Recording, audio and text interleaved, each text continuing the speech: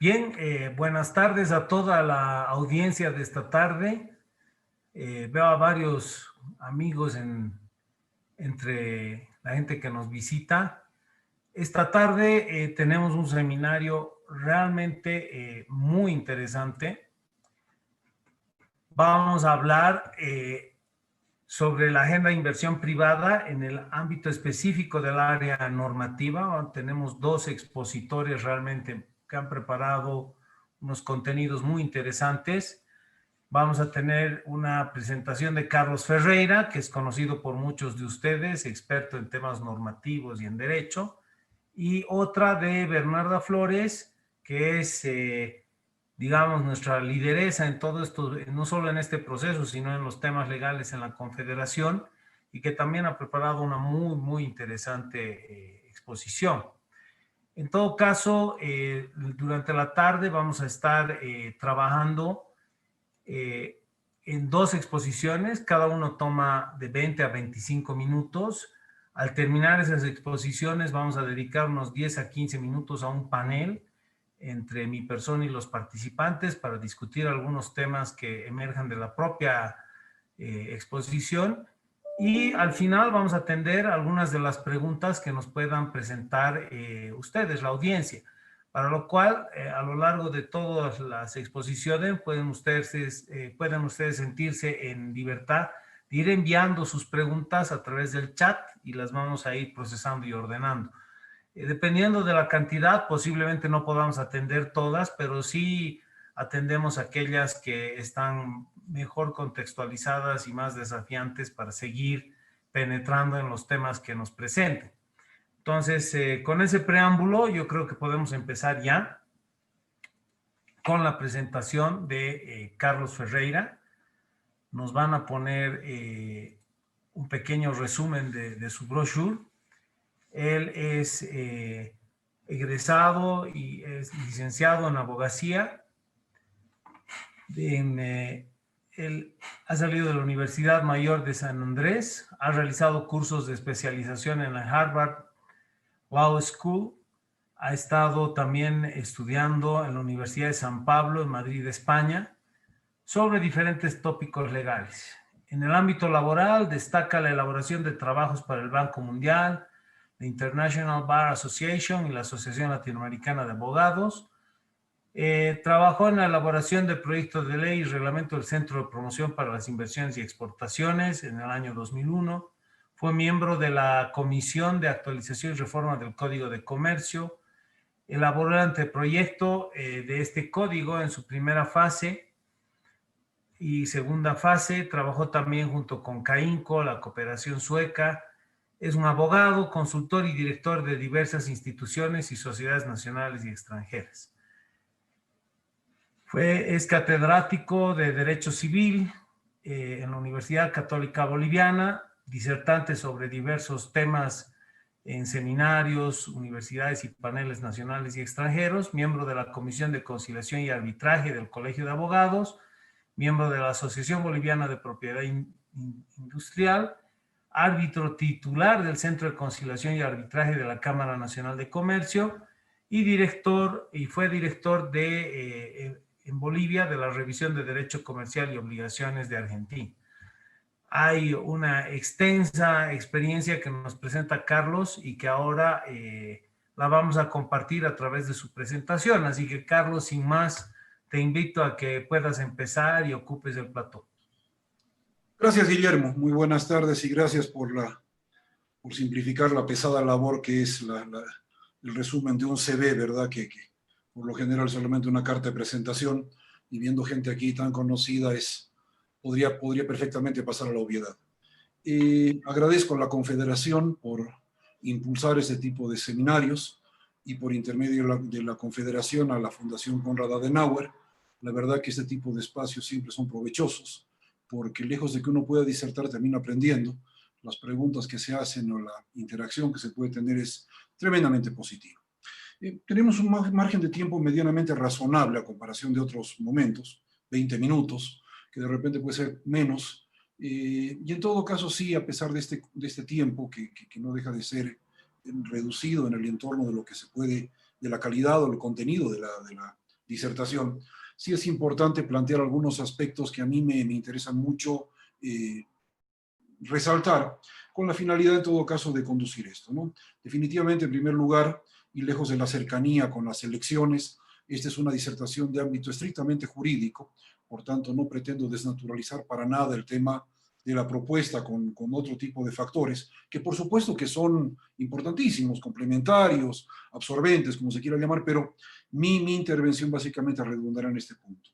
En segundo lugar, y lejos de que Bernarda legítimamente va a ser más pretenciosa que yo al poder abarcar otros temas adicionales, trataré de concentrarme únicamente en el ámbito comercial, en algunas situaciones concretas que atingen justamente este rubro, porque creo en todo caso que solamente en esta área encontramos una serie de factores importantes. Y luego, desde ya, como bien decía Ortega y Gasset, yo soy yo en mis circunstancias, no podemos soslayar de ninguna manera el ámbito de la pandemia, que la venimos viviendo y que ha marcado un antes y un después en el curso del mundo. Y justamente es este tercer punto el que me permite a mí en todo caso entrar a ver esto. Voy a permitirme compartir pantalla para que justamente podamos analizar. El punto de entrada, el punto de partida para esta breve charla, se simplifica en la pregunta de qué debe hacer el Estado boliviano en el área de normativa, institucionalidad, financiamiento o cooperación para dinamizar, generar, fortalecer y atraer inversión privada boliviana y extranjera. Este es un enfoque jurídico con preeminencia en el campo normativo comercial. Decía justamente que la pandemia ha tenido una serie de consecuencias, todavía la sigue teniendo. El hecho de que no queríamos pensar en un rebrote que ya se viene dando, pero de modo aceleradísimo en el viejo continente. 52.000 casos en 3 días en Europa y en España muestran en todo caso lo grave de la situación, y esto por supuesto con el temor de cómo puede repercutir en nuestras latitudes, ha generado en todo caso una serie de aspectos que son dignos de resaltar. Y digo dignos de resaltar no por lo bueno, sino justamente por la falencia. Es decir, ha tenido que ser un elemento extraordinario, imprevisible, definitivamente inserto en el campo de lo que es caso fortuito, fuerza mayor, el que tenga que mostrarnos en todo caso en qué situación realmente nos encontramos a nivel de normativa en Bolivia y a partir de ello cómo podemos mejorar. Porque lejos del golpe a nivel económico, lejos de la trascendencia social, lejos del problema enorme en el tema salud, en el campo jurídico el problema no es menor. Y no es menor porque definitivamente la normativa nunca estuvo preparada para un acontecimiento como este y tampoco ha permitido en todo caso la realidad superar a esa situación porque el enfoque netamente legalista o el encierro, la caparazón que tiene el ámbito normativo jurídico definitivamente constituye un obstáculo mayor a cualquier pretensión de poder dinamizar, acelerar o tratar en todo caso de generar cierto tipo de dinámica en las relaciones comerciales. Desde ya que hemos apreciado algo que tenemos en todo caso desde hace mucho tiempo como una crítica profunda, y es la deficiente regulación de la firma electrónica en nuestro país. Digo deficiente por lo lacónico, porque toda la normativa se reduce a 2 o 3 artículos de la Ley de Telecomunicaciones, sin ningún reglamento específico, con una sensación de vacío, porque los artículos, además de ser escasos, son poco expresivos y no terminan en todo caso de poder adecuarse a una realidad que necesita generarse, que necesita desarrollarse, pero que lamentablemente no puede hacerlo a partir de esta limitante. Desde ya, y esto va a ser el último tema que voy a tocar en la próxima lámina, son solamente 3, y una era la presentación, así que verán lo corto que es esto. Tenemos una carencia absoluta de un sistema registral electrónico. No vamos a caer en la simpleza de que el mundo actual se debate todavía con este tema, porque la verdad que la seguridad jurídica a partir de un sistema registral electrónico es altamente comprometedora y requiere en todo caso de una solución, pero realmente casi quirúrgica, para poder en todo caso garantizar que el derecho registral pueda en todo caso no ser entorpecido con alteraciones o cosas por el estilo. O sea, si solamente vemos la cantidad de mensajes falsos que podemos recibir en redes sociales, se imaginarán la complejidad exponencial que podemos tener en un sistema registral y la necesidad que contrasta justamente eso a gritos para evitar en todo caso una actividad presencial que en el caso de la pandemia solamente lo que hace es aumentar en todo caso la cantidad de de enfermos. El tema es realmente complicado. Hemos encontrado también una normativa sustantiva, y cuando digo sustantivo me refiero en todo caso a aquellos códigos que inclusive en el ámbito no procedimental, sino en todo caso de sustancia o contenido, privilegian de todos modos la realidad presencial. Y si bien se han dado algunas soluciones de emergencia en la pandemia, con circulares de las cortes distritales, con circulares de la Cámara de Comercio en el centro de arbitraje, para tratar de hacer reuniones no presenciales, hemos encontrado todavía mucha limitación y mucho problema. Encontramos justamente un problema de una excesiva normativa secundaria en ciertos sectores o actividades regulados. Esta sobreregulación que es tan nociva termina siendo un obstáculo mayor en el ámbito del cumplimiento, en el ámbito de lo que es justamente el compliance de cierto tipo de actuaciones de ciertas empresas por el efecto de la abundante normativa que existe sobre el particular.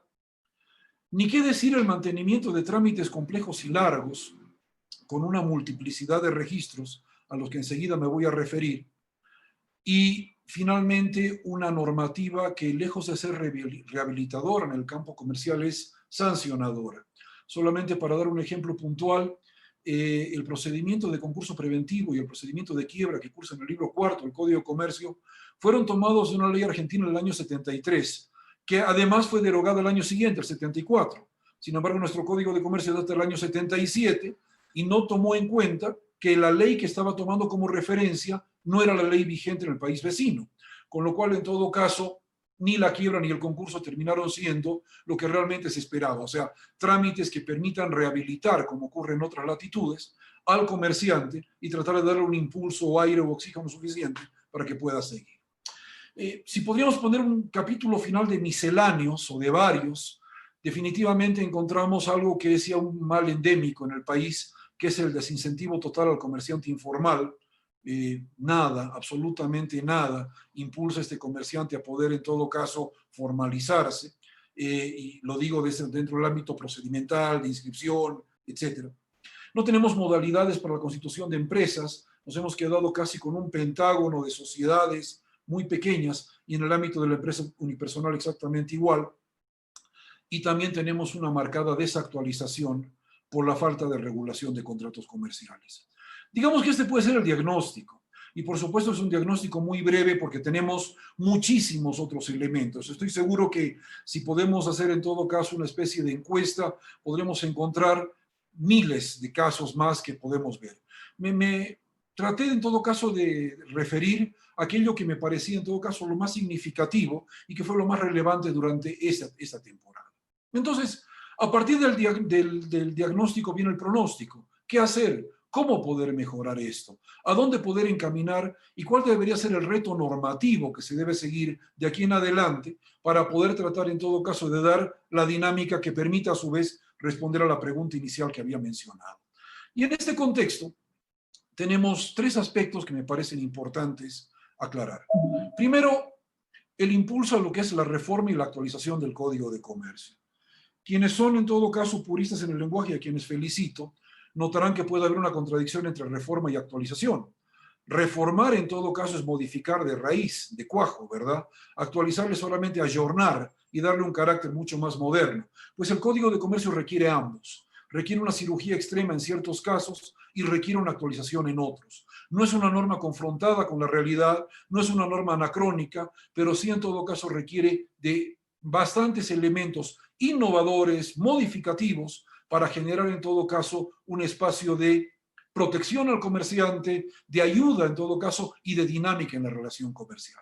A partir de esto, los bullet points que pueden ver ustedes son en todo caso aquellos que tratan de sintetizar lo que pensamos que pueden ser en todo caso elementos relevantes. Primero, la creación de la denominada empresa unipersonal de responsabilidad limitada. Esta es una propuesta anhelada hace mucho tiempo y que trata en todo caso de poder dotar al comerciante de una matrícula y de un estatus de comerciante sin la necesidad de comprometer todo su patrimonio, sino en todo caso afectar solamente una parte de él, como ocurre con las sociedades anónimas y la SRL. Esto, que en todo caso no está regulado y que el código lo lleva al otro extremo de que la responsabilidad del unipersonal es ilimitada, es en todo caso una forma justamente interesante de permitir una diversificación en la actividad comercial y permitir facilitar al comerciante el destino de cierta parte de su patrimonio sin exponerse enteramente. O sea, vulgarmente dicho, no poner todos los huevos en la misma canasta, ¿verdad? Un elemento que nos parece importante hasta la fecha y que en todo caso demostró justamente este elemento anacrónico del Código de Comercio es la supresión del acto de comercio. ¿Qué ha hecho el Código de Comercio concretamente? Se ha limitado a enumerar cuáles son los actos de comercio. Para quienes no son abogados, el poder ver el artículo 6 del Código de Comercio implica ver una especie de cartabón de todo el listado de aquellas actividades que están dentro del rubro comercial. Lo que no está, no es comercial. O sea, esa es la conclusión absurda lo que nos lleva justamente a enumerar. Enumerar es limitarse, enumerar es relativizar la actividad. Lo que necesitamos es abstraer y tratar en todo caso de ver, porque desde la creación del código hasta nuestros tiempos han debido aparecer fácilmente 25 actos comerciales nuevos que son innominados a partir de esta limitación que mencionaba. En el tema de los títulos valores, ahora llamados valores por efecto de la ley del mercado de valores, un elemento que habíamos querido considerar siempre era la supresión del protesto notarial. Por favor, yo no tengo nada contra el gremio notarial, me parece altamente importante, pero creo en todo caso que el protesto es un elemento que ralentiza la efectividad de un documento llamado valor, llámese letra de cambio, pagaré, que en todo caso podría ser mucho más dinámico con la exigibilidad a partir de su fecha de vencimiento. También era importante hablar de la incorporación de nuevos contratos comerciales. Aquí he mencionado tres, por ejemplo: transferencia de tecnología, franquicia, leasing comercial. Hay muchísimos más. Pero en todo caso, este tipo de acuerdos permiten en todo caso evitar la imposición de documentos predispuestos que vienen en todo caso y que perjudican por lo general al empresario nacional, que es el que toma la franquicia o toma el know-how de otro lado. Ahora sí entro a la parte más de fondo, porque estaba tocando de repente retoques. Sí es urgente estimular la formalización del comerciante informal con un trámite constitutivo simple.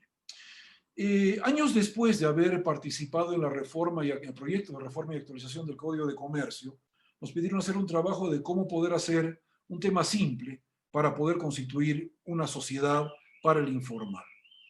En algunos países rige la regla del 1-1-1, Panamá es el caso, ¿verdad? Un día, un dólar, una persona son los únicos elementos necesarios para constituir.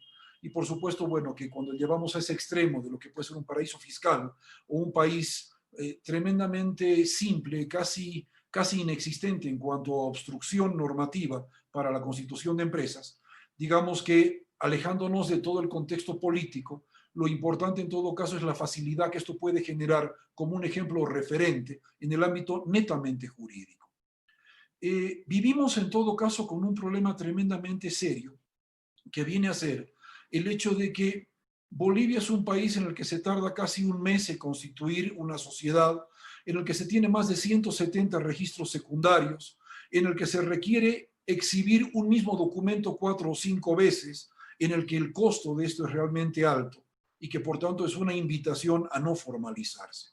Ahora, las ventajas de la formalización, independientemente de que algunas actividades bancarias ahora han suprimido el requisito de observancia de una matrícula y han permitido que cierto tipo de documentos, solamente de contratos, permitan en todo caso acelerar la contratación de préstamos con micros y pequeños empresarios, no impide en todo caso poner al empresario informal el pantalón largo suficiente para que a partir de una matrícula y un certificado de nacimiento como comerciante pueda ser un sujeto de crédito mucho más fehaciente, mucho más idóneo.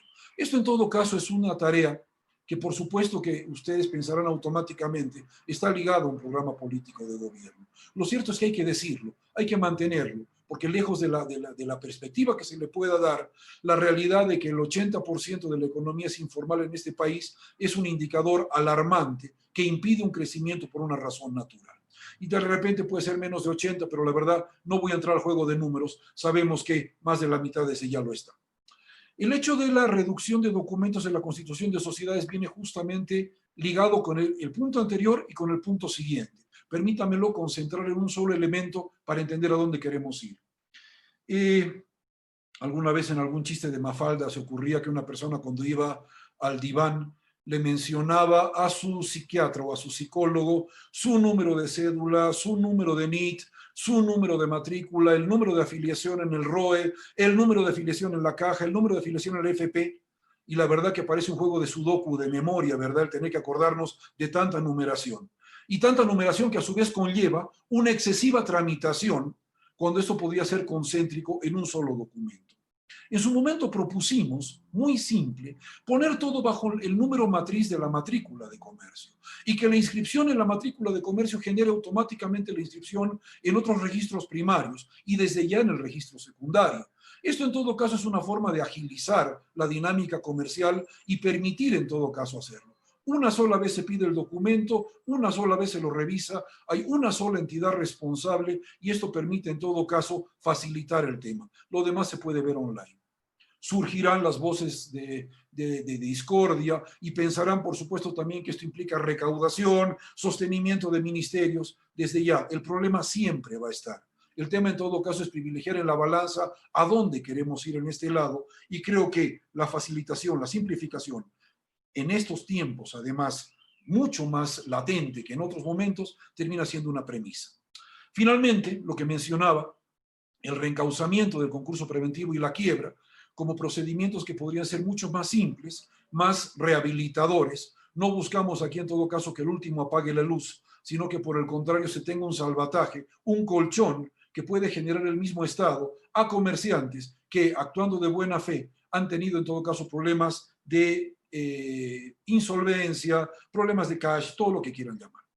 Un segundo elemento está dado sobre la normativa puntual que se requiere sobre la firma electrónica y el contrato electrónico.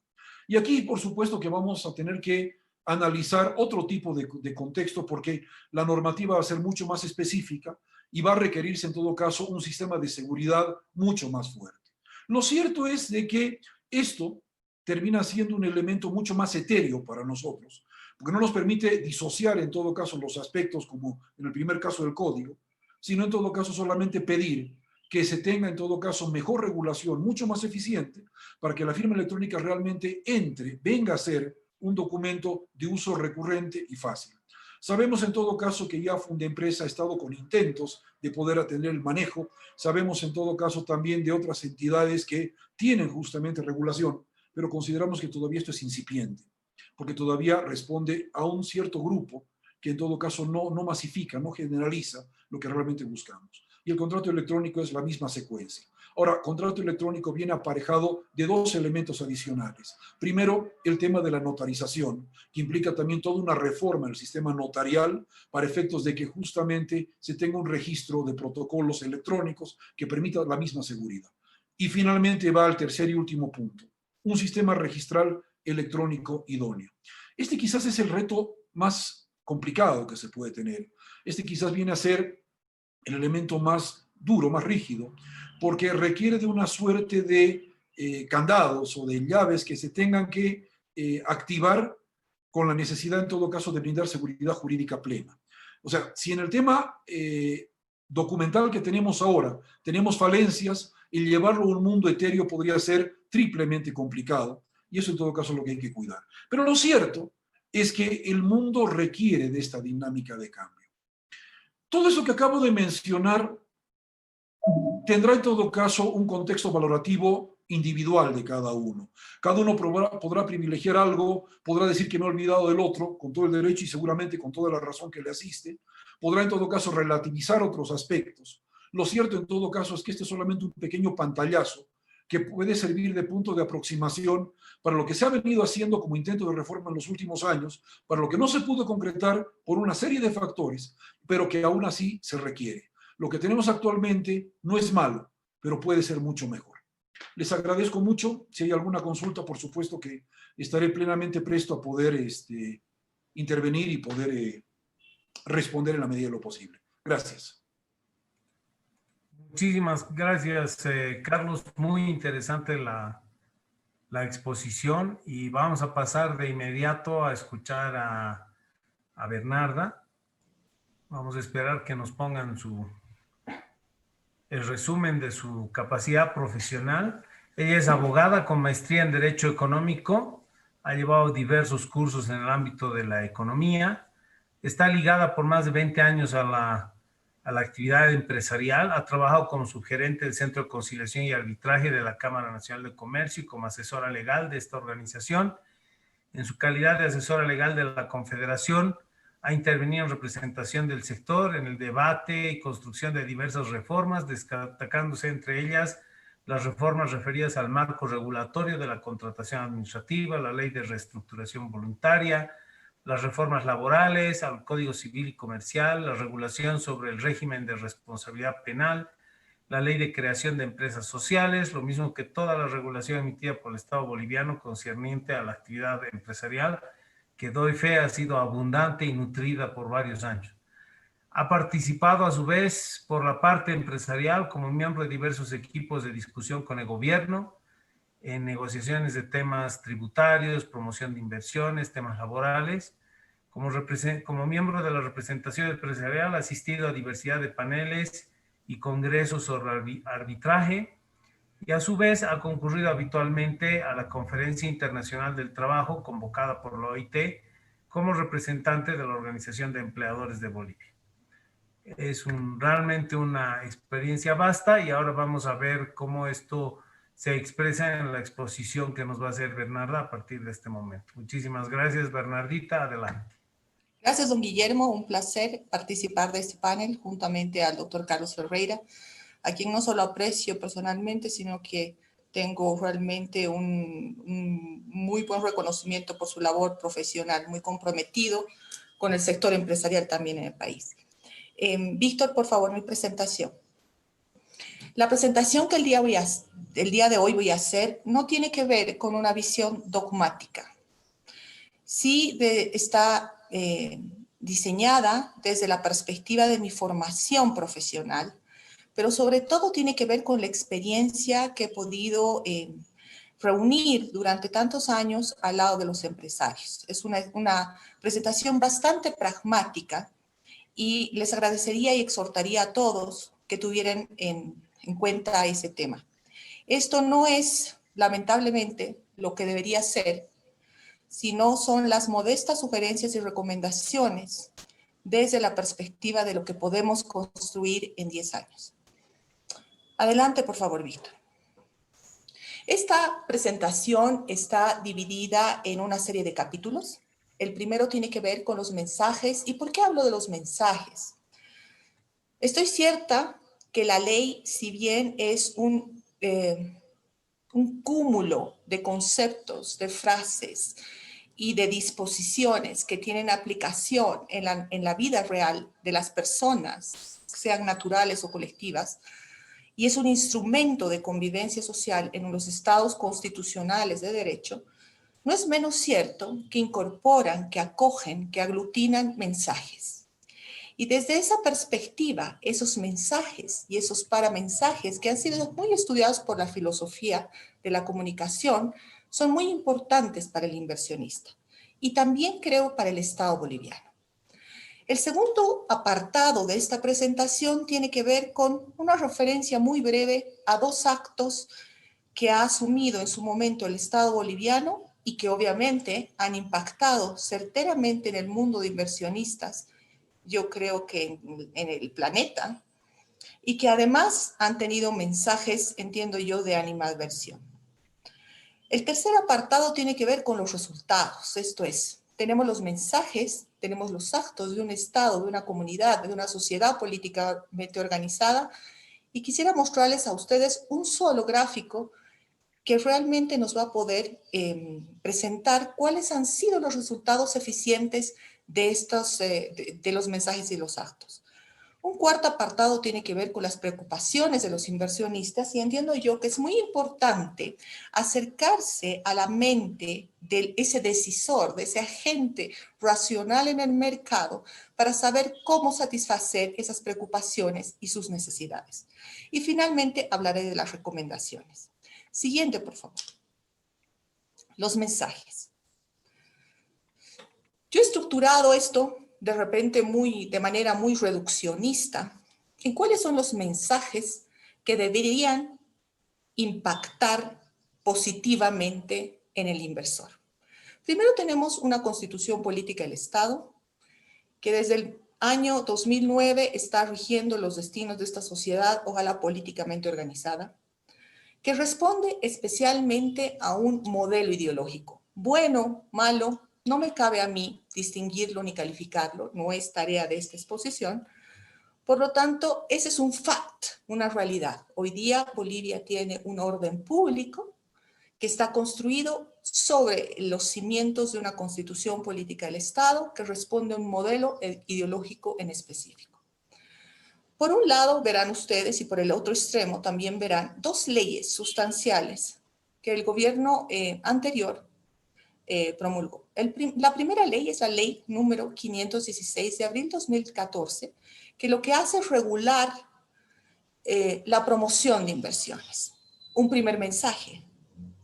Un segundo mensaje es la ley número 708 de junio del 2015, que lo que hace es regular el arbitraje y conciliación en el país doméstico, pero también el arbitraje de inversiones. Y también tiene un acápite específico, a tiempo de prohibirlo, eso sí, sobre el arbitraje administrativo.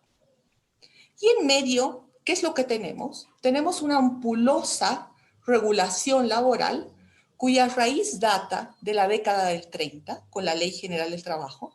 Tenemos un decreto reglamentario que es igual de añejo.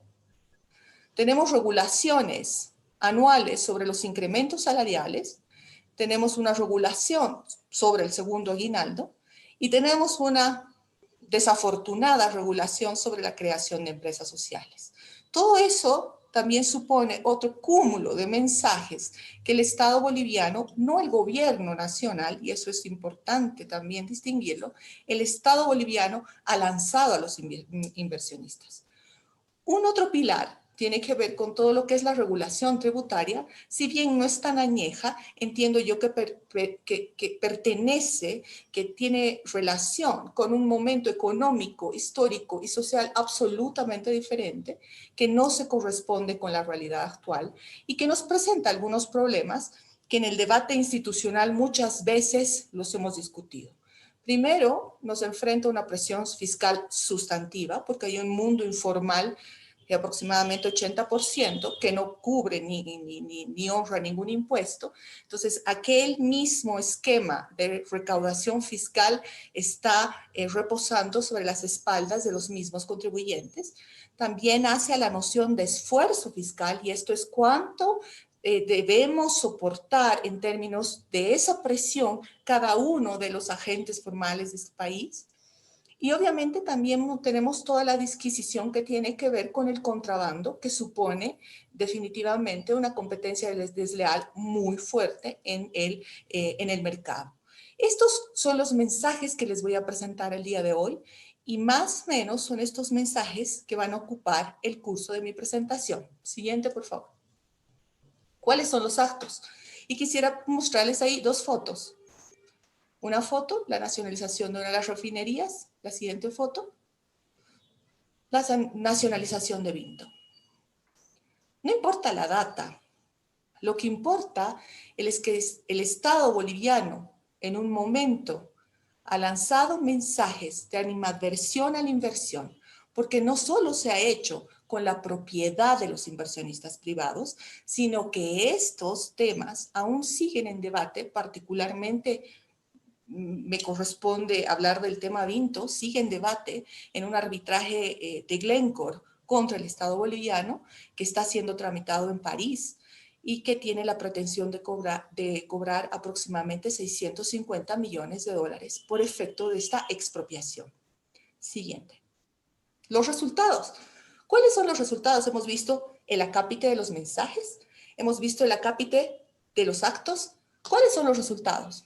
Yo diría que este resultado es bastante elocuente. Aquí lo que se presenta es la formación bruta de capital fijo, tanto público como privado, en millones de dólares.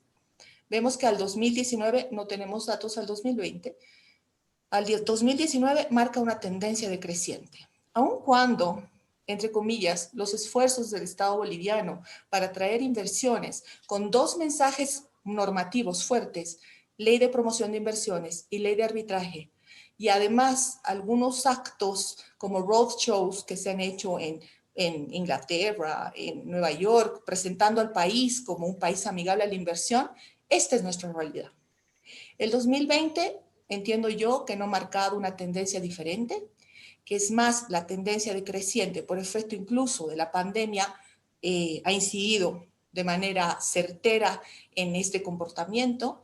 Por lo tanto, algo está pasando, algo que el gestor gubernamental tiene que ver, algo que el sector privado lo ha venido advirtiendo y algo que debe reconducirse si es que el Estado boliviano quiere generar progreso, crecimiento y desarrollo para su comunidad. Siguiente. ¿Cuáles son las preocupaciones del inversor? Y he tratado de acercarme un poco a la mente del inversionista. ¿Qué es lo que le importa al inversionista? Y ahí, sinceramente, creo que el inversionista boliviano y el inversionista extranjero podrían razonar de idéntica manera. Preguntas, inquietudes. ¿Podré liquidar mi inversión si me alojo en Bolivia? Si voy a Bolivia y ejecuto un proyecto de inversión, ¿podré llevar el dinero a mi país de origen o se encontrará reatado en Bolivia? ¿Voy a ser tratado en Bolivia de manera desventajosa frente a otros inversionistas, sean nacionales o sean extranjeros? ¿Puedo ser privado de mi inversión o el valor de ella por Bolivia? Si definen expropiar mi inversión o el resultado de mi inversión, ¿me pagarán la compensación oportuna y justamente? Entonces, a continuación, siguiente por favor, vamos a ver cuáles son las recomendaciones que desde mi modesta experiencia y formación, el Estado boliviano podría hacer. No es que debería, es que podría hacer. Entonces, tenemos dos decisiones relevantes, ¿no? Yo creo que los gestores gubernamentales están ante dos decisiones que tienen que adoptarlas con carácter anterior a definir particularidades del marco regulatorio de inversiones. ¿Cuál es la primera decisión? La primera decisión tiene que ver con, nosotros tenemos una constitución política del Estado del año 2009 que establece algo que se ha venido a llamar un modelo económico plural con una participación vital, necesaria, ineludible, imprescindible del Estado. Y tenemos a 4 actores económicos que reconoce la Constitución. Evidentemente, la participación tan definitiva del Estado en la vida económica de este país marca ya un límite a muchas actividades que pudieran desarrollar los inversionistas. Mi sentido común me dice que una reforma de la Constitución podría ser necesaria, pero no va a ser posible, porque un pacto social necesita de unos consensos políticos y sociales que creo yo que la sociedad boliviana en este momento no puede adoptar. Por lo tanto, la primera decisión estratégica tiene que ver por dónde empezamos.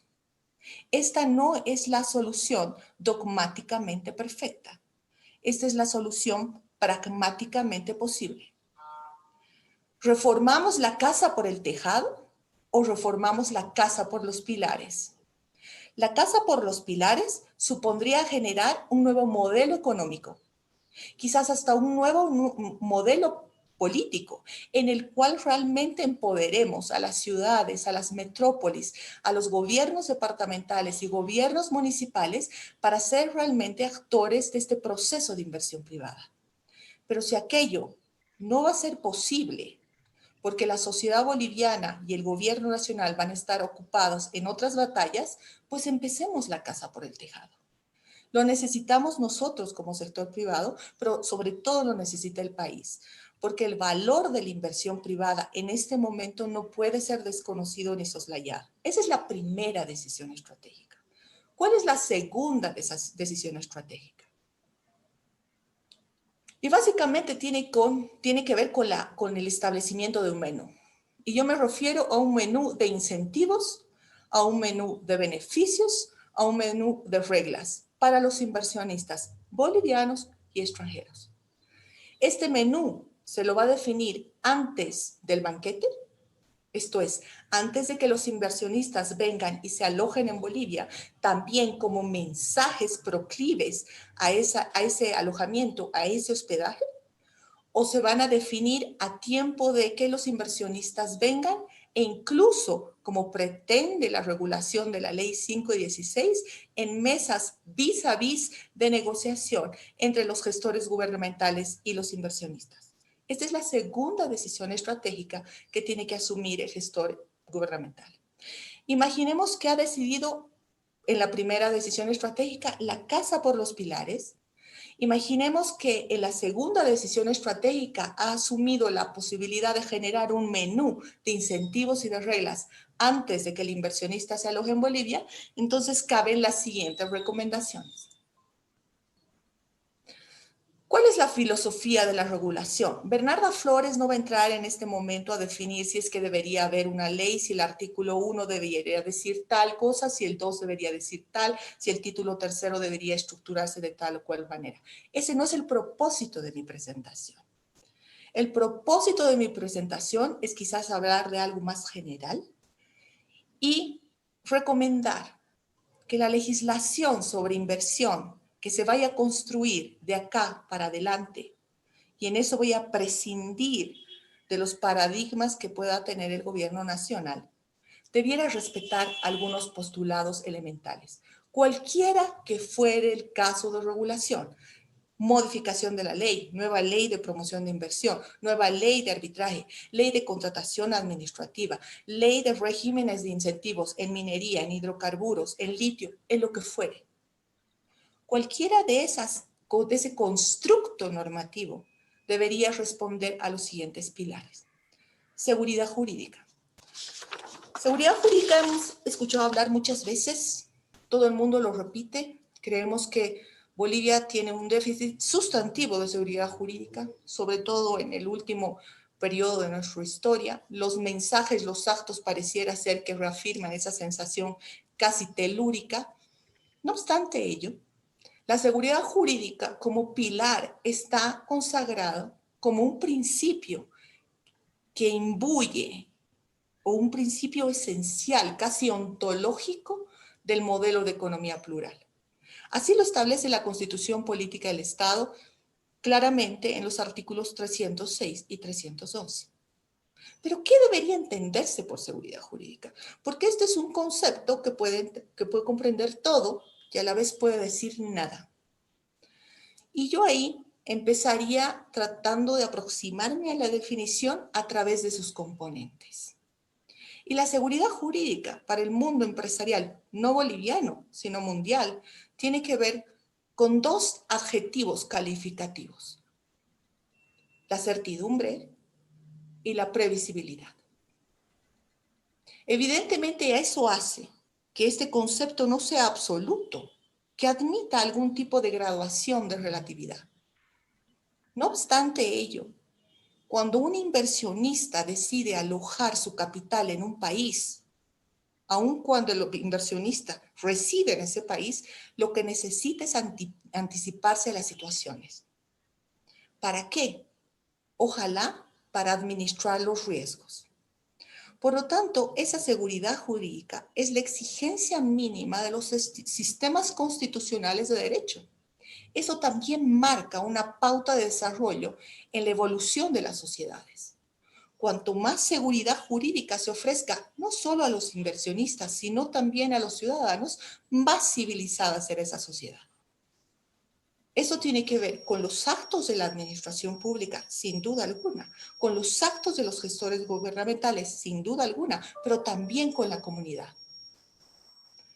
En esta comprensión, yo sigo desglosando un poco los conceptos que están unidos a esa seguridad jurídica como principio fundacional de la regulación, ojalá de aquí para adelante, y tiene que ver con la existencia y estabilidad del derecho, con la claridad y vigencia de las normas, con el respeto institucional al Estado de Derecho, a la independencia de poderes, a la interconexión entre estos, y a la predictibilidad de las consecuencias de las acciones propias y ajenas, y sobre todo, al respeto de los derechos y situaciones adquiridas.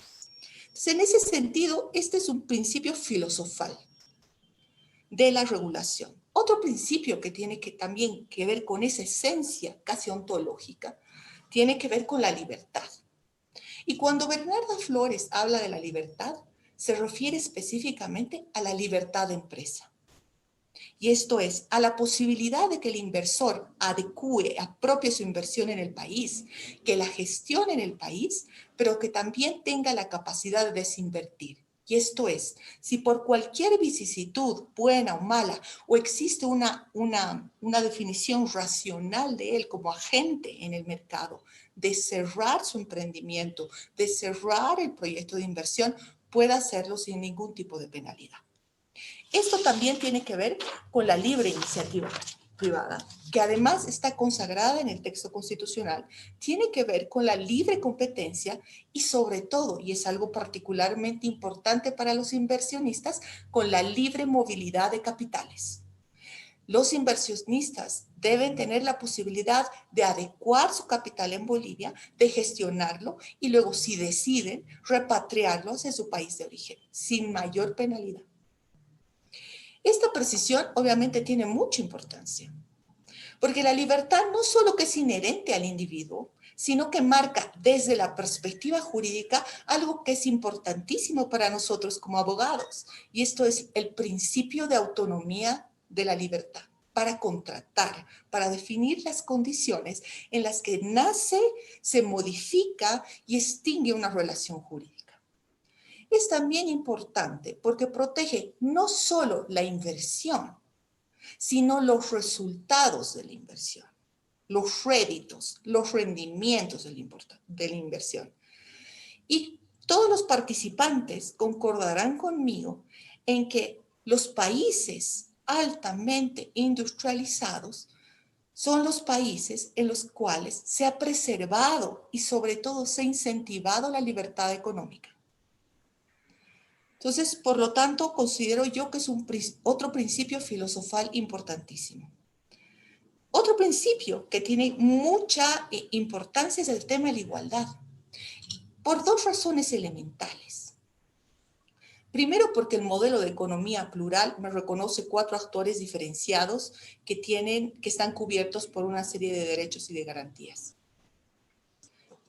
Lo que yo sostengo con el principio de igualdad es que todos los actores económicos que desplieguen sus esfuerzos, apropien su capital y tengan réditos por el ejercicio de una actividad económica deben ser tratados de igual manera, en tanto sus condiciones sean similares. ¿Eso qué supone? Supone que no debería haber un mundo formal y un mundo informal tan grande, y que las obligaciones que el Estado boliviano destaca, prevé e impone recaigan sobre la espalda de un reducidísimo universo de formales que tenemos el coraje de mostrar nuestra cabeza. Finalmente, también el principio de igualdad tiene que ver con algo que el mundo, no Bolivia, el mundo ha construido desde el siglo pasado, desde la década del 30, y esto es, todos los inversionistas tienen que ser tratados de igual manera. Y es un principio inherente a todos los tratados bilaterales de inversión que en su momento negoció Bolivia. No puede haber una discriminación, primero, entre bolivianos y extranjeros, y entre los extranjeros propiamente dichos. Otro de los elementos fundacionales que tiene que incorporar cualquier estructura, cualquier arquitectura normativa de aquí hasta el 2030 tiene que ver con la administración de riesgos. Y esto es, tiene que permitir que el inversionista pueda mensurar las consecuencias de algún tipo de decisión de los gestores gubernamentales. Esto básicamente se reduce a administrar el riesgo económico, estabilidad macroeconómica, estabilidad del mercado, estabilidad de la moneda, riesgo social, que tiene que ver con la estabilidad de la comunidad, y riesgo político, que tiene que ver con la estabilidad de un Estado de Derecho. El siguiente principio tiene que ver con diversificación productiva y los dos siguientes, diversificación productiva y desarrollo incluyente y equitativo, creo que es un tema que los gestores gubernamentales del anterior gobierno lo han pasado muy por encima, porque sí creo que cualquier constructo jurídico debería colaborar con la decisión de una política pública que permita que el Estado que la economía se diversifique. No estoy planteando que dejemos de lado nuestra esencia eminentemente minera ni hidrocarburífera. Sería un error. Sí creo que esos esfuerzos, que esos réditos deben concatenarse y complementarse con otros sectores. Debemos priorizar y mirar otros sectores de acuerdo con política pública. Los estados hoy día están hablando de economía verde, de economía circular, de innovación y tecnología. Cualquier constructo jurídico debe también redireccionar los flujos de inversión a esos nuevos mercados, a esos nuevos sectores, a agroindustria, a turismo, etc. Y en el campo de lo que se refiere al desarrollo incluyente y equitativo, lo mismo. Bolivia tiene hoy día un polo de desarrollo innegable en el oriente. Santa Cruz hoy día es el líder definitivo de la actividad económica y productiva.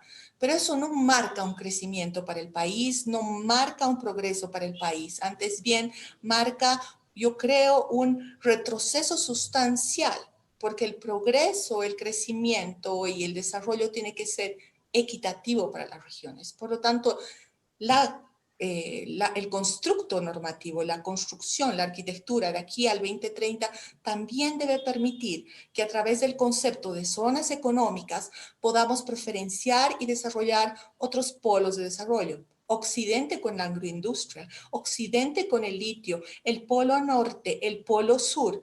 Necesitamos generar polos de desarrollo alternativo y en eso la norma obviamente que nos puede ayudar también redireccionando esos flujos de inversión a través, por ejemplo, de mecanismos de incentivos diferenciados o de reglas diferenciadas. Y por último, el límite único de cualquier construcción normativa de aquí al 2030 no es la decisión política del gestor gubernamental, sino el límite único, definitivo de la construcción normativa es el orden público. El orden público constituido por la Constitución Política del Estado, valga la redundancia, y normas derivadas. Ese es el límite máximo de la normativa. Siguiente, por favor. Entonces, hablemos ahora cuáles son los elementos relevantes de la legislación de inversiones. Y yo, básicamente, nuevamente, para todos ustedes, no voy a entrar a la construcción del artículo 1, título 2, 3. Imaginemos que el Estado boliviano ha definido modificar la ley 516, no abrogarla, no sustituirla por una nueva. La modifiquemos, muy bien. Yo creo que hay 3 elementos sustantivos que deben quirúrgicamente abordarse. El primero tiene que ver con el ingreso al país. ¿Cómo es que va a venir el inversionista? Y vamos a ver en las láminas subsiguientes cuál es la estructura de cada uno de estos apartados. ¿Cómo se va a encarar la gestión de la inversión? ¿Qué elementos relevantes hay en la gestión de la inversión? Diríamos en la vida de la inversión. ¿Y cuál debería ser el esquema de terminación ordinaria o extraordinaria de la inversión? Siguiente. Sobre el ingreso. Yo diría que hay 2 temas sustanciales. El primero, ya lo he referido al tiempo de conversar un poco sobre el pilar fundacional de la igualdad, y es el igual trato. Igual trato para bolivianos. Todos los bolivianos inversionistas son iguales y deben ser tratados iguales. Y los bolivianos y los extranjeros tienen que ser tratados iguales. Y los extranjeros entre ellos tienen que ser tratados iguales. No hay una preferencia, no hay una predilección por los inversionistas chinos versus los inversionistas americanos. Todos los inversionistas, por el solo hecho de serlos, deberían recibir un igual trato. Y segundo tema importante en el tema de ingreso es el tema de los mecanismos de direccionamiento. Y esto es, el mundo, la construcción de la regulación de inversión en el mundo reconoce 2 mecanismos de inversión, de direccionamiento, sustantivos. Uno, el tema de incentivos y otro, el tema de reglas. Cuando hablamos de incentivos, por ejemplo, hablamos de incentivos tributarios, de reducciones impositivas, de depreciaciones aceleradas. Cuando hablamos de incentivos, también hablamos de incentivos financieros a través de aportes directos, de créditos subsidiados o de préstamos. Y finalmente también hablamos de incentivos indirectos que tienen que ver con el uso de determinada infraestructura, de servicios, de concesiones, de tratamiento especial. Y cuando hablamos de reglas, hablamos de determinados estándares que se construyen para un determinado sector de inversión. Por ejemplo, en materia laboral, por ejemplo, el fortalecimiento de la economía, tiene que ver también con los flujos de inversión, tiene que ver con la desregulación de ciertos mercados, las garantías de los derechos de propiedad intelectual e incluso el fortalecimiento del sistema judicial. Entonces, básicamente a la hora de ingreso, yo diría que en la construcción de una ley de promoción de inversiones, estos dos temas son especialmente importantes. Siguiente, por favor. En el tema de gestión, ¿qué temas me parecen sustanciales? Dos. Uno que tiene que ver con los llamados contratos ley, que son mecanismos de estabilidad jurídica que utiliza un Estado básicamente para preferenciar, primero, un sector de inversión y segundo, una política pública, por ejemplo, de diversificación productiva o una política pública de desarrollo de zonas económicas especiales. Estos mecanismos de estabilidad jurídica no son nada más que contratos de estabilidad jurídica que el Estado boliviano pactaría con inversionista por un periodo de tiempo, 20 años, en los cuales se impone un régimen invariable de condiciones en materia laboral, en materia tributaria y en otras variables, quizás incluso un régimen mucho más gravoso. ¿A qué me voy con eso? Por ejemplo, el Estado boliviano puede definir que este inversionista pague un IUE de 30% durante los próximos 20 años, pero no lo varía. O un incremento o que contemple un salario mínimo nacional de 5.000 bolivianos por los próximos 20 años, pero no va a sufrir ningún tipo de variación. O va a pagar solo un aguinaldo y aun cuando el gobierno nacional emita disposiciones sobre un segundo o tercer aguinaldo, aquellas disposiciones no le van a ser aplicables en el curso de esos 20 años. Pero obviamente estas, entre comillas, concesiones no tienen que ver con una voluntad deliberada, sino también el inversionista está sometido al cumplimiento de una serie de requisitos. Por ejemplo, el cumplimiento de un volumen mínimo de inversión. Por ejemplo, la capacitación a sus trabajadores, transferencia de tecnología, transferencia de conocimientos, por ejemplo, encadenamientos productivos, por ejemplo, desarrollo de cadenas globales de valor. Entonces, realmente creo que la ley 516 quizás ha sido un inicio, no me parece que ha sido un buen inicio, ha sido un inicio, pero nos falta ajustar un poco más. También en la gestión tiene que ver con propiedad privada. ¿A qué me refiero? Debe haber un mensaje normativo claro, específico, definitivo de protección de la propiedad privada, habida cuenta además de los mensajes que tenemos como antecedente y de los actos que tenemos como antecedente. La verdad es que la reputación de Bolivia como un país que aloja inversiones todavía está en entredicho. Por lo tanto, creo que el tema de propiedad privada también merece un ajuste adicional. Y en eso, básicamente, lo que hay que hacer es definir, me parece muy fácil. El primer punto es cumplir la Constitución Política del Estado. La Constitución Política del Estado que dice que la regla es la protección a la propiedad privada y la excepción es la expropiación. Y que la expropiación procede por ley siempre y cuando se declare el interés general y se le pague al inversionista anticipadamente el justiprecio, que es la compensación. Pero también el Estado boliviano debe inhibirse de realizar una serie de actos que en la regulación del derecho internacional se denominan como expropiación indirecta. Y esto es una serie de actos hostiles de imposición de regulaciones tributarias o regulaciones excesivas que lo que hacen es atentar contra la propiedad privada también del inversionista. Uno de esos actos hostiles es la ley de creación de empresas sociales, ¿verdad? Siguiente, por favor. Y un tema transversal, más allá de la salida, que ahora hablaré de la salida del inversionista, un tema transversal que creo que la ley lo ha obviado totalmente es el tema de la institucionalidad.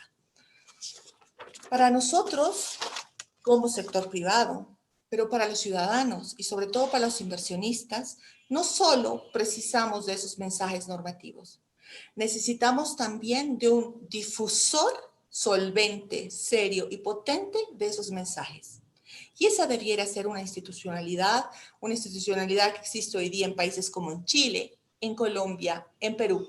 No tenemos que irnos muy lejos, en Uruguay, que son básicamente núcleos que aglutinan las necesidades de los inversionistas y núcleos que difunden las políticas públicas de los estados, que incluso se encargan de mejorar, de precisar y de difundir la marca país.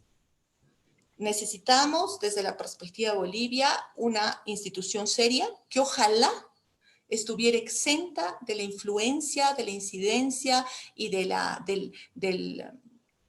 la impronta política, de tal suerte de que funcione realmente como un organismo técnico. Siguiente, por favor.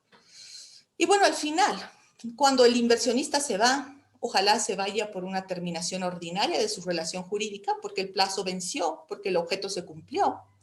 Pero en muchos casos, y Bolivia no ha sido la excepción, existen controversias entre los inversionistas y el Estado boliviano. Al día de hoy, la ley 708 tiene problemas sustantivos. Por razones de tiempo no voy a abundar en esos problemas sustantivos. En mesas de negociación los hemos hecho conocer al anterior gobierno, pero básicamente esos problemas sustantivos lo que me hacen a mí pensar y temer es que el arbitraje de inversiones ha sido diseñado en Bolivia exprofesamente para que no funcione. Ese es un verdadero problema. Ese sí es un verdadero mensaje de animadversión contra el inversionista. Y creo yo, siguiente por favor, que hay temas. Esta ley nos presenta problemas sustantivos, nos presenta problemas que tienen que ver con la sede que marca que es Bolivia. ¿Por qué es un problema? Porque en la doctrina del arbitraje internacional, la elección de la norma, la elección de la sede marca la norma que se va a aplicar al arbitraje en términos de colaboración. Eso supone que el tribunal arbitral, que puede estar integrado por árbitros de cualquier otro lado del mundo, va a tener que ser asistido por el sistema judicial boliviano como juez auxiliar, pero también va a estar supeditado al control de los laudos por el sistema judicial boliviano. Gran problema.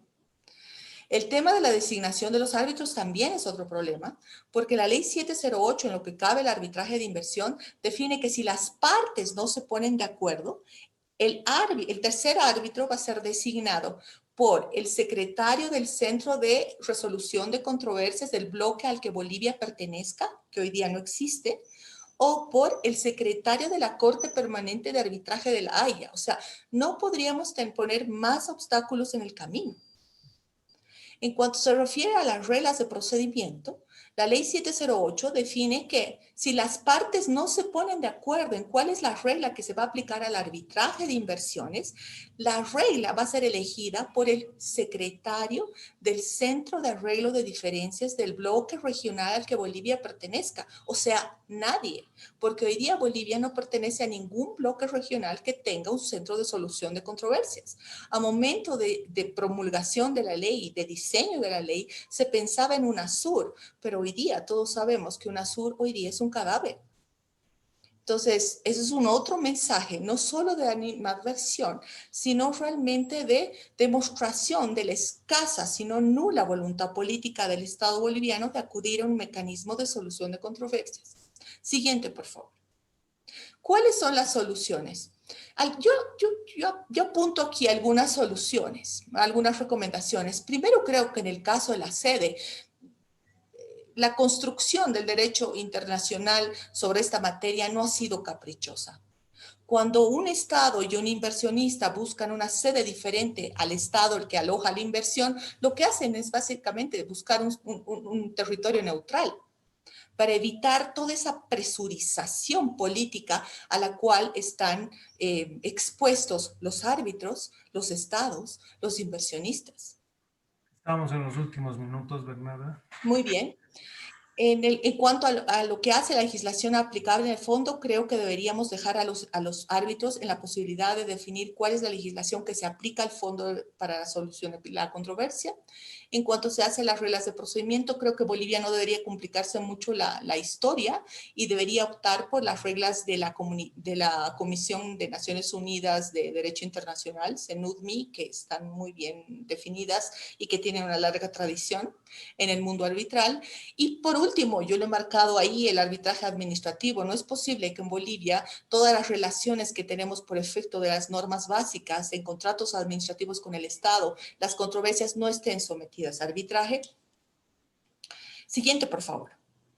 Y dos temas adicionales. Uno, y por efecto del tiempo lo paso así, el tema de la regulación sobre formas de cooperación. Creo que el Estado boliviano tiene una agenda pendiente, sustancial e importante sobre las asociaciones público-privadas que permiten básicamente la convergencia entre las virtudes del sector público y las virtudes del sector privado. Creo que es un esquema que debería privilegiarse para ciertos proyectos de envergadura y de importancia para el Estado boliviano. Y siguiente, por favor. Algunos elementos adicionales que por mi corazón, por mi tradición y por mi compromiso con el Estado, con el sector privado, tengo que decirlos. Y esto es, las regulaciones corporativas, laboral y tributaria tienen que modificarse. O sea, no podemos seguir con una legislación de la década del 30 que no se condice con la realidad boliviana ni con el mundo laboral boliviano, y lo único que está haciendo es expulsar a mayores ciudadanos bolivianos del mundo del mercado formal, ¿no? Del mercado laboral formal. Y en términos tributarios, creo que las soluciones deberían ser más simples, más ágiles y más funcionales de acuerdo a las realidades económicas. Y finalmente creo que los TBIs, Bolivia ha denunciado tanto los tratados bilaterales de inversión como el Tratado de Constitución del Centro Internacional de Arreglo de Diferencias Relativas a Inversiones del Banco Mundial, con una muy mal impacto en el mundo, ¿no? Entonces creo que si bien el Estado boliviano no tiene que retomar la senda de los TBIs por efecto de quizás hasta un discurso político, hay que reemplazar rápidamente con fórmulas alternativas que permitan que Bolivia salga de la caverna y pueda comunicarse con el mundo civilizado del siglo XXI. Siguiente. Y finalmente una frase inspiradora de una mujer que para mí también es inspiradora, Margaret Thatcher, que nos dice que no hay libertad a menos que haya libertad económica. Creo que esto podría resumir fácilmente mi presentación y mi sensación. Muchas gracias. Muchas gracias, Bernardita. Como siempre, muy interesante la exposición. Has tocado una variedad de puntos y ahora voy a pedir que habiliten el micrófono a Carlos para que pasemos a la parte de panel y podamos intercambiar algunos temas interesantes en todo esto, ¿no? Yo les voy planteando algunos temas que me gustaría que profundicemos. No usemos mucho tiempo para poder más bien abundar en temas y no abundar tanto en tocar los temas, pero no invertir mucho tiempo para poder dar una respuesta a la audiencia, ¿no? Primer tema, dice el cambio en la normativa, el avance legal en el respeto a los derechos, a la libertad que mencionas, Bernarda, ¿será suficiente para cambiar las sensaciones y las percepciones sobre Bolivia como lugar para invertir? Empezaremos con Carlos. ¿Qué opinas al respecto, Carlos?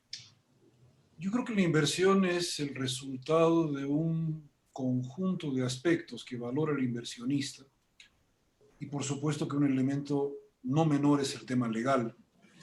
En la medida que el tema legal se simplifique, por supuesto que tenemos una de las tantas llaves abiertas, o que mejor dicho, candados abiertos, para poder permitir justamente esto. Decir que puede mejorar o no mejorar está sujeto a una serie de factores. Decir que se puede facilitar creo que es mucho más objetivo en el entorno de esto. Definitivamente, cuando empezamos a ver lo que Bernardo ha sistematizado con mucha destreza y con mucha capacidad, por supuesto que no podemos ver solamente un árbol, hay que ver el bosque entero, y el bosque normativo es tremendamente complejo, porque en la medida que tenemos una constitución, tenemos leyes y tenemos una sobredosificación de normativa secundaria regulatoria, por supuesto que la cosa complica. Y esta complicación hace en todo caso de que se pierda ese horizonte. Pero definitivamente yo creo que la respuesta es clara en razón a lo que se busca.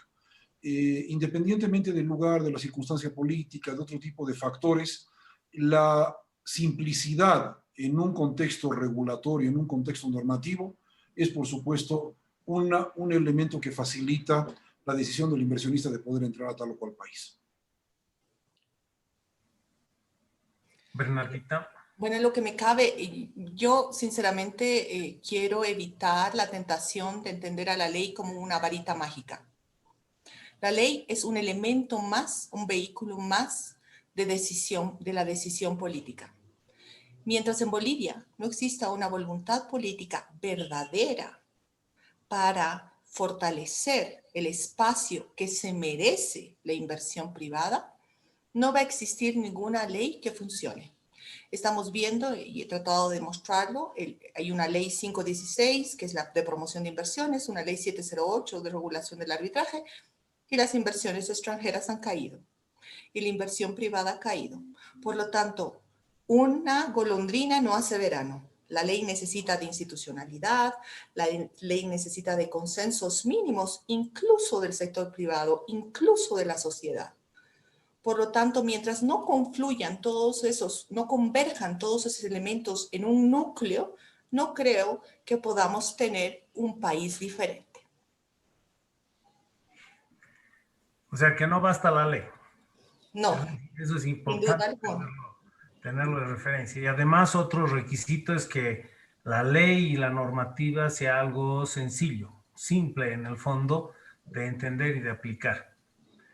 Bien, otro tema interesante relacionado con el anterior, te hemos escuchado, Carlos, Bernarda, a ti también, y todos los conceptos que expresan pues parecen lógicos, ¿no? Para mí hasta son algunos vinculantes, es decir, debería hacerse.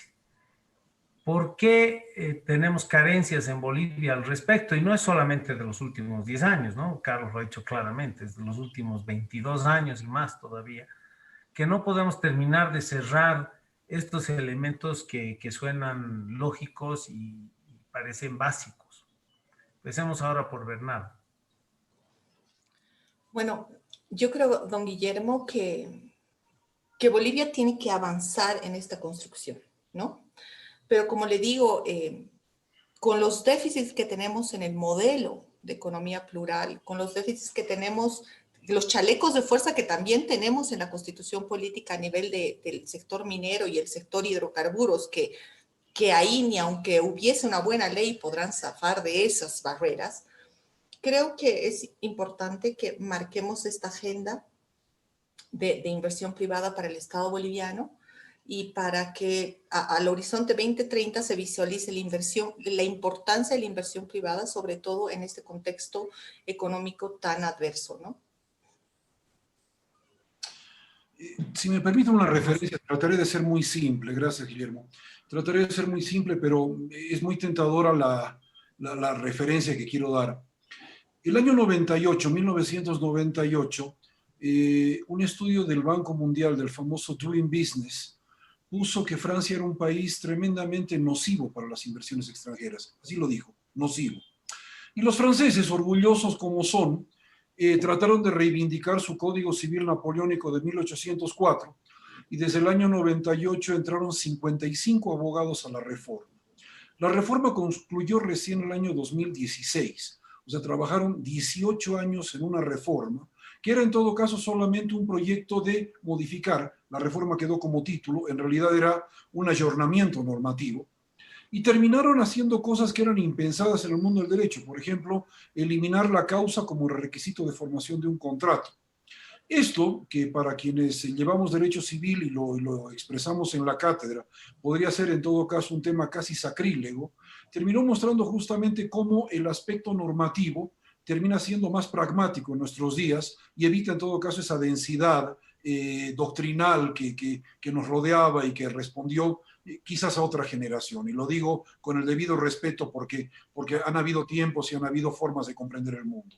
Ahora, el punto central es hablar de 18 años. 18 años bajo una lógica de un país que puso como premisa el querer seguir dotando a todos los países del sistema romanista con el Código Civil francés. Entonces, si ese fuese el concepto, lo lógico sería decir que 22 años para nuestro Código de Comercio no es nada.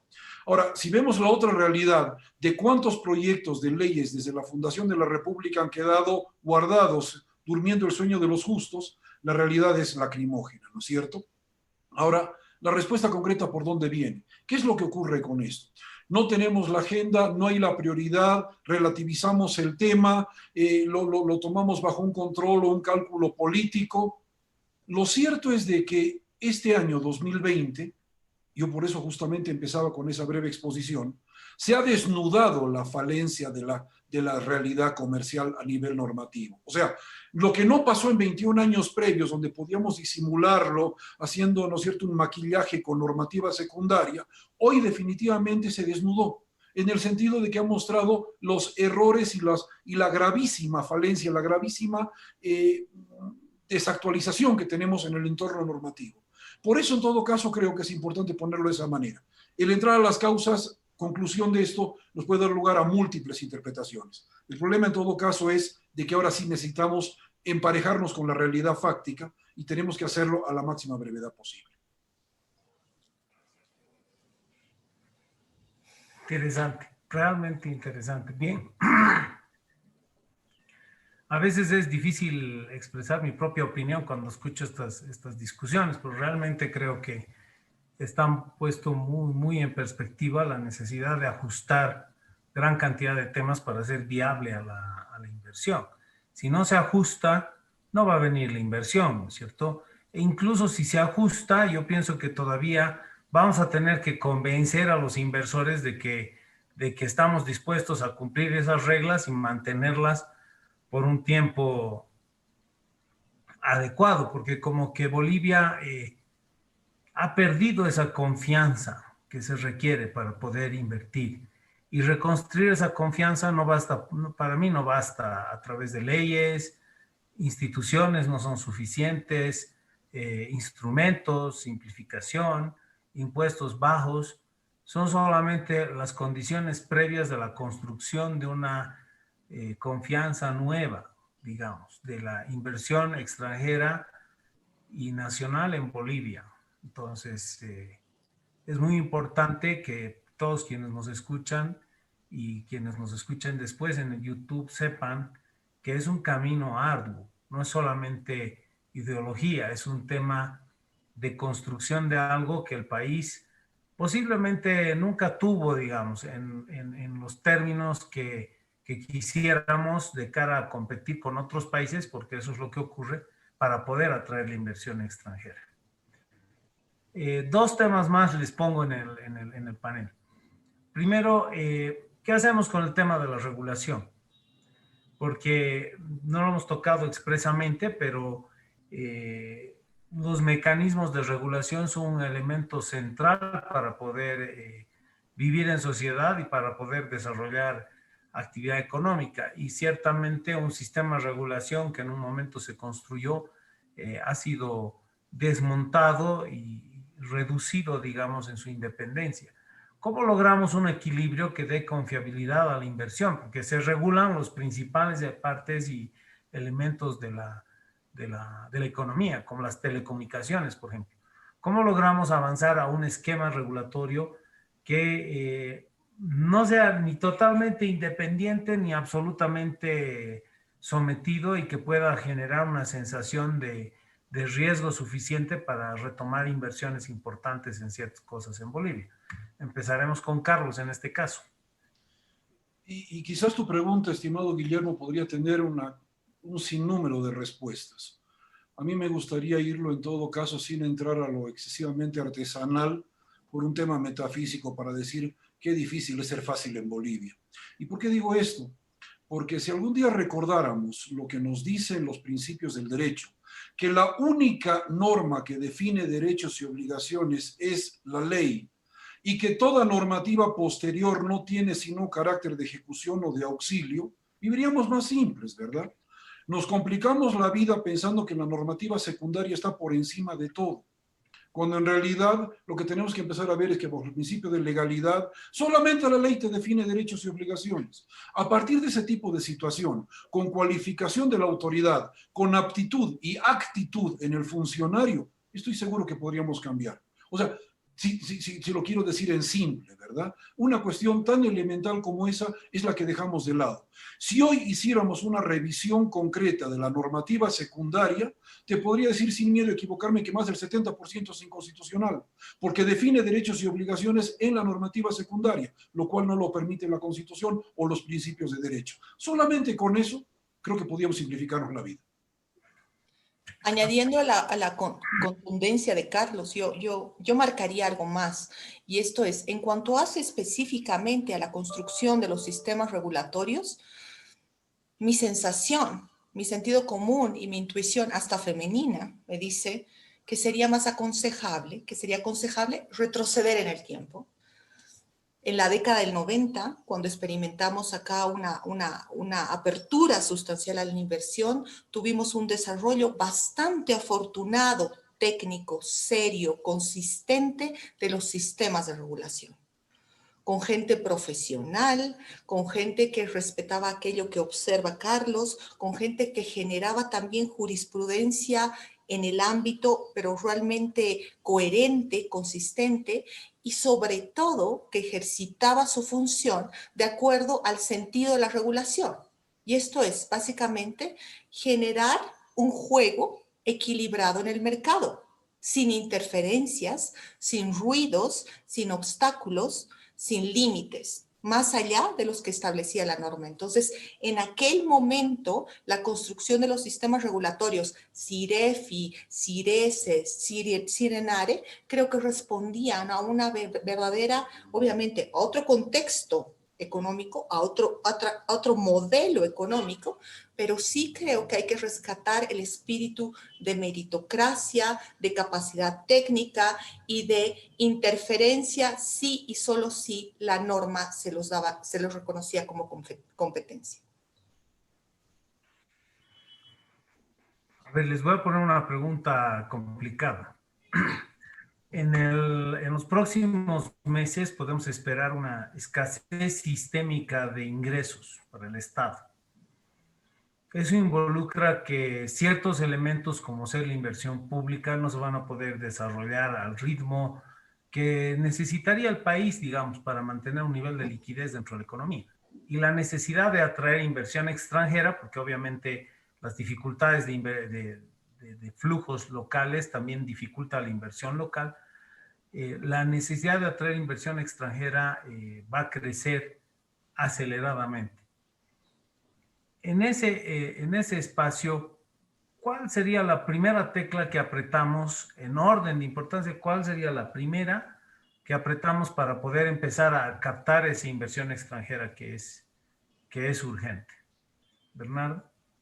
La primera tecla que yo apretaría es a la sazón y a la vigencia de la Ley 516, la dictación de un decreto supremo reglamentario en el cual se establezcan los incentivos para sectores específicos, de tal manera de atraer inversión urgente, extranjera, pero también a los sectores que realmente quiero desarrollar. Por ejemplo, el litio es un tema que está ahí, que está en el tapete, lo hemos tocado en el curso de estos webinars y sabemos que puede ser una buena fuente de recursos para el Estado boliviano. Entonces, empezar a trabajar desde esa perspectiva. Es que Bolivia no va a poder hacer todo en estos 10 años, menos aún con una sociedad fracturada, con un modelo económico que está siendo rebasado por la realidad.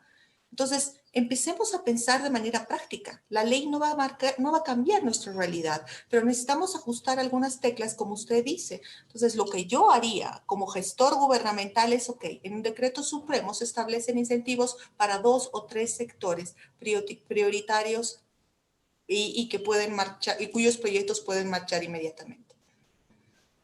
Bueno, yo adhiero. Ahora, en todo caso, lo que Bernarda resume muy claramente es una normativa dirigida.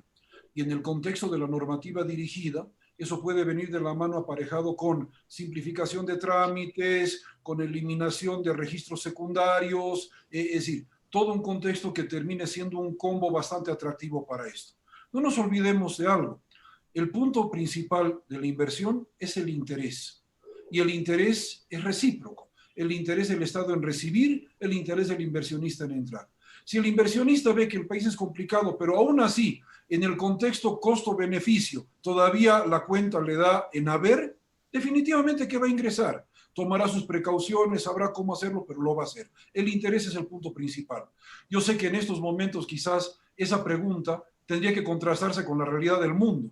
¿Hasta dónde hay interés de invertir afuera en esta pandemia, verdad? Y sobre todo en el tercer mundo, porque lo ponemos bajo ese paraguas con el prurito que el tercer mundo implica. Pero de todas maneras, aún así, siendo en todo caso todavía excesivamente optimistas, está bien, adhiero a la idea de Bernarda. Vamos a una normativa dirigida, es decir, prioricemos en todo caso cuáles son lo estratégico y démosle un componente de constitución, normativo, tremendamente simple y accesible, sin entrar al entreguismo, porque en todo caso hay que tener mucho cuidado y sabemos en todo caso cómo se desvirtúa muchas veces el concepto por otro tipo de situaciones, ¿verdad? Ese famoso entreguismo político que muchas veces termina caricaturizando lo que es el entorno de la inversión, es lo que en todo caso el día de mañana se puede suplir. Cuando se ha querido en todo caso privilegiar inversiones de otros países, se lo ha hecho, de una u otra forma se lo ha hecho, y en todos los gobiernos políticos, en absolutamente todos. Entonces, creo que es bueno empezar por un punto concreto. Estrategia, ¿a dónde apunto?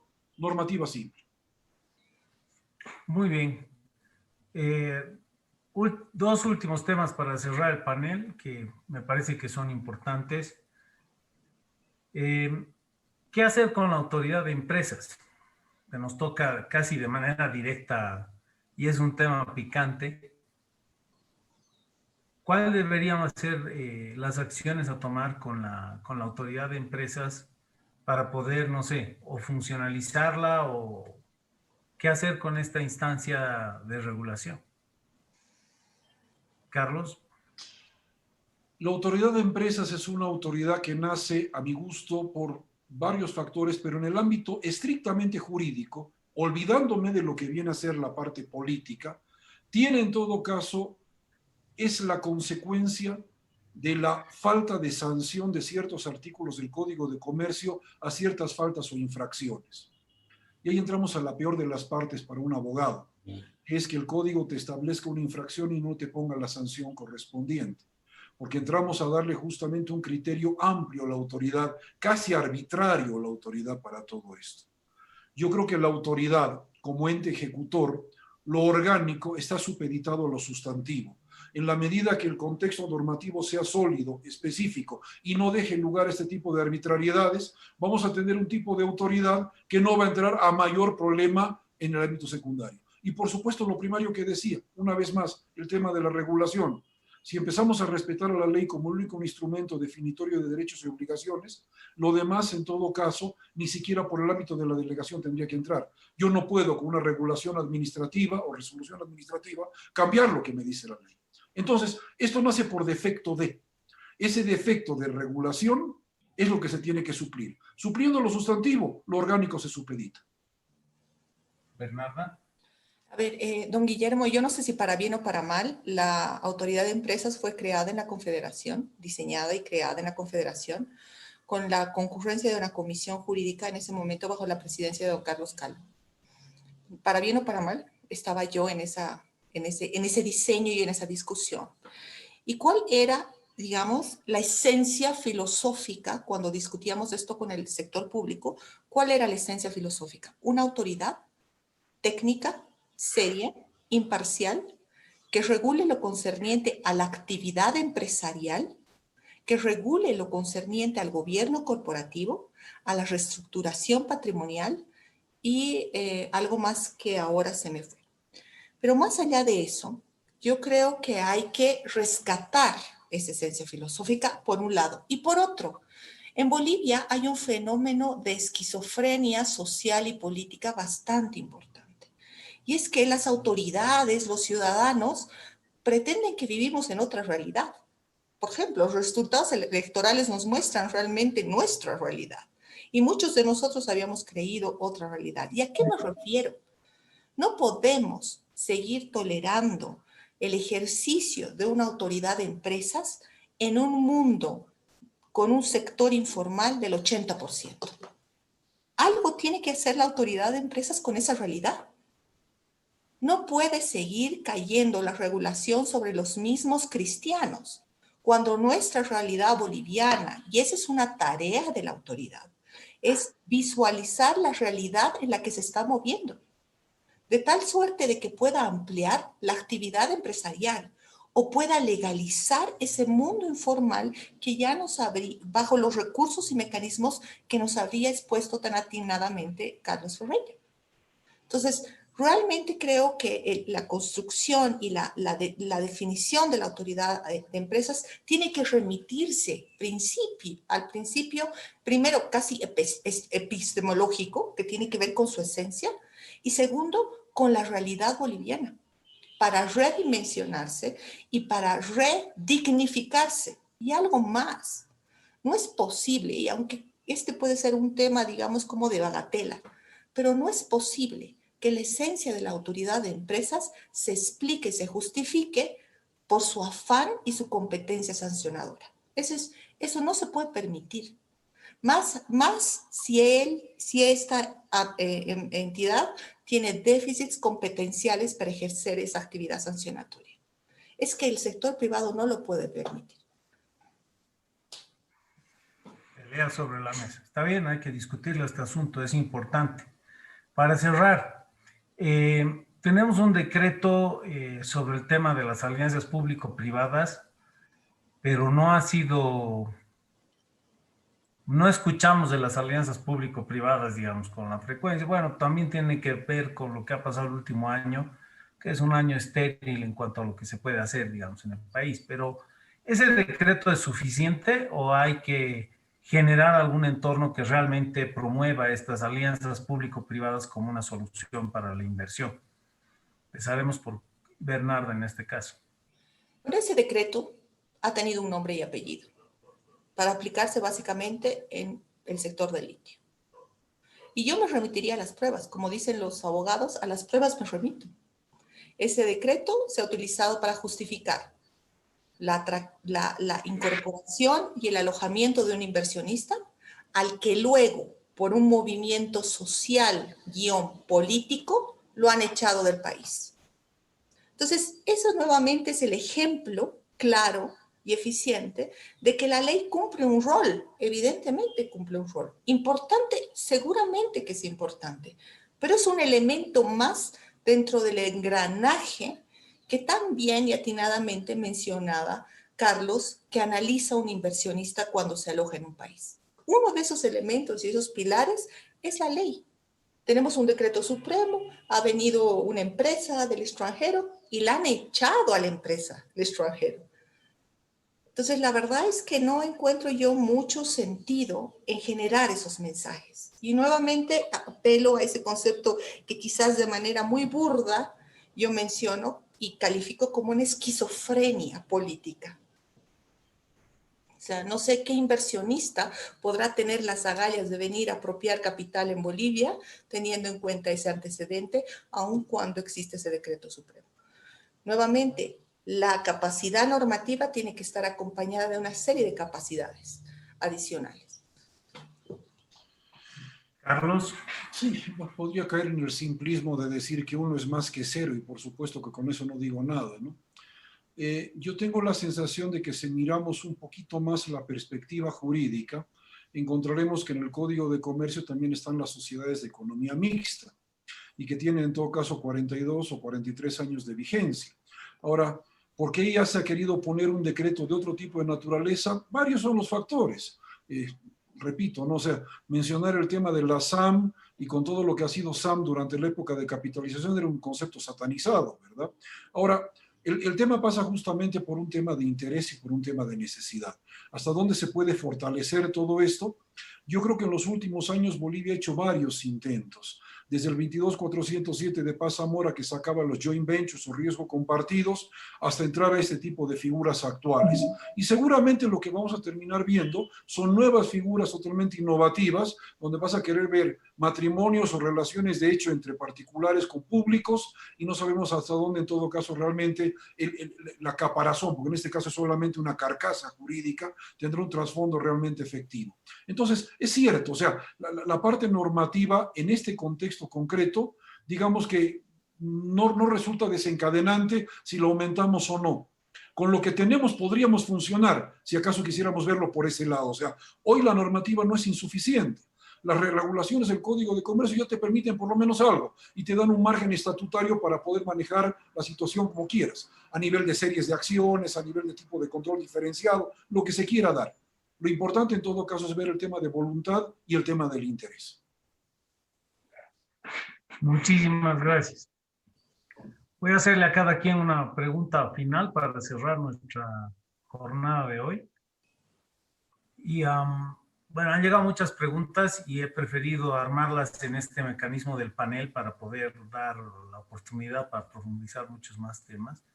Pero hay dos temas que pienso que hay que dirimir en el campo de sus conocimientos. Primero, a Carlos, ¿cómo hacemos operativo que funcione o cómo debería ajustarse el tema de la quiebra y el concurso para que sea útil en el marco de la actividad empresarial? Lo que primero quisimos hacer en su momento fue desjudicializar los procedimientos. Y la desjudicialización obedecía básicamente a un problema de conocimiento específico. No solamente era cargar algo, sino que en todo caso el desconocimiento era latente. En mis ya bastante antiguas épocas, cuando era procurador y cuando hacía mi práctica en tribunales, que es el quirófano de los abogados, me acuerdo haber visto el único expediente de quiebra que había en Bolivia durante los años 80. Era un expediente de 13 cuerpos, para quienes no son abogados, cada cuerpo tiene 200 fojas, y en los últimos 2 años la discusión entre un abogado que quería que le regulen horarios y el juez que no permitía que le regulen. O sea, no importaba ya el fondo como tal, el árbol está por el bosque por completo. Llevarlo esto a un elemento de un concepto administrativo, tratando en todo caso de dotar con una autoridad lo suficientemente idónea, con un síndico que tenga un conocimiento pleno de lo que es el factor económico y que tenga como premisa la rehabilitación y el funcionamiento de la actividad económica para favorecer en todo caso la generación de utilidades que permitan un pago de las deudas del comerciante, debería ser lo más fácil. Yo empezaría con este tema, sacarlo, extrapolarlo de la esfera judicial, porque es nociva, porque el juez no tiene conocimiento, y no lo digo en un sentido de crítica al juez. El juez tendrá un conocimiento muy bueno en el campo procesal civil para otro tipo de actividades, pero cargarlo con un tema que tiene un componente netamente económico, definitivamente que termina siendo perjudicial. Gracias, Carlos. Bernardita, en orden de importancia y realmente mirando acciones factibles, ¿qué deberíamos hacer para encaminarnos a tener una ley de arbitraje viable? Yo creo que la ley está bien construida para un arbitraje doméstico, salvo un par de cosas, pero yo cambiaría 2. Permitiría que, me acuerdo específicamente porque lo discutimos mucho con el entonces procurador Héctor Arce, el artículo 4, inciso F, y esto es, permitiría que en las contrataciones administrativas, en los contratos administrativos, se incorpore una cláusula arbitral y permitiría un arbitraje administrativo, de tal manera de que las controversias que tenga el Estado y el contratante puedan ser resueltas en ese foro. Mucho tiempo hemos tropezado con la imposibilidad de tener una vía de solución de controversias efectiva en esa materia, y creo que eso colaboraría obviamente al contratante, pero también al Estado, porque el fin del Estado es ejecutar una obra, un bien, un servicio, y no es ingresar a una discusión bizantina o eterna sobre una controversia. Y creo que el arbitraje en ese caso puede prestarle mucha solvencia y rapidez a la solución del tema.